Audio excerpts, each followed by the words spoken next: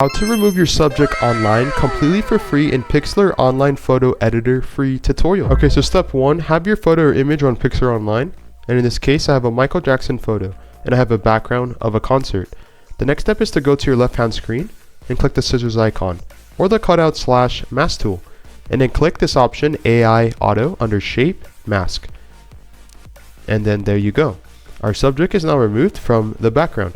The next step is to click our background image.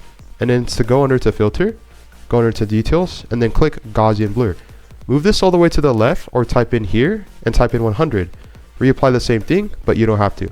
And then the final step to make this image pop is to go into Adjustment tab, Brightness and Contrast, or the fourth option. And I'm moving the brightness slightly down to -25. And I'm moving the contrast up to 55. And another thing to make this pop is to go into Adjustments, click Auto, be in black and white. And as you can see, this is the before, and this is the after image.